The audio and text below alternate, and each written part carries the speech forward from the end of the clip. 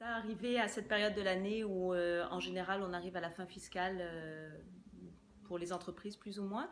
On a besoin de voir si les gens ont atteint leurs objectifs. Et il arrive à cette période qu'on se rende compte que certains de nos cadres supérieurs ou nos CEO n'ont pas fait l'affaire. Et il va falloir donc se séparer. C'est un moment un petit peu difficile à gérer et pour lequel il est conseillé de faire appel à un professionnel.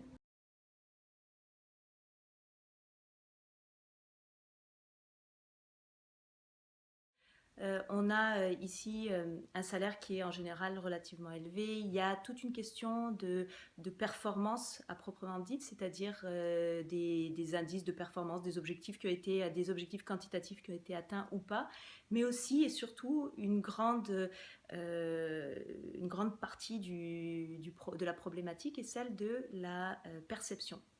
Donc quand je me débarrasse de mon CEO ou de mon VP vente, marketing, celui qui était en contact direct tout le temps avec le public, avec l'extérieur de la compagnie, les clients, les partenaires, les sponsors, alors ça peut envoyer une image négative de l'entreprise.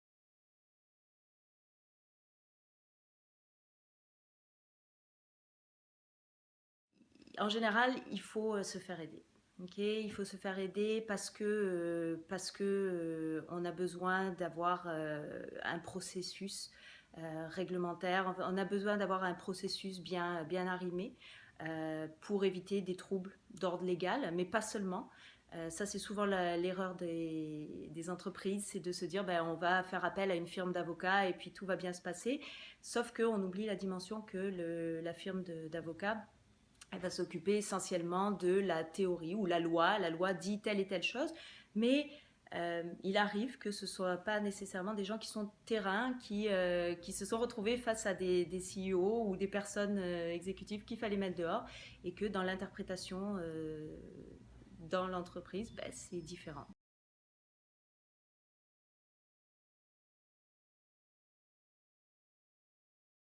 Le point de vue légal, c'est important. Le point de vue du message, la communication, comment on va faire en sorte que ben, on va se séparer en bons termes. Ici, il faut préserver la réputation de l'entreprise, la réputation de la personne qui doit se replacer.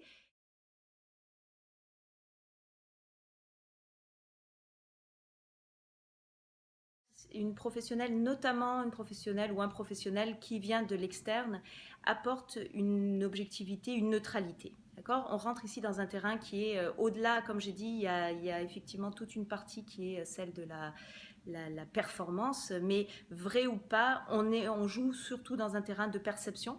Est-ce que la personne, on aime travailler avec elle ou on a l'impression que c'est la bonne personne pour représenter notre organisme? Alors on va rentrer forcément dans tout un tas de problématiques liées à la perception et à l'émotif. Une personne que vous faites rentrer de l'extérieur et qui va encadrer les dirigeants pour le processus à suivre, ça va apporter une neutralité.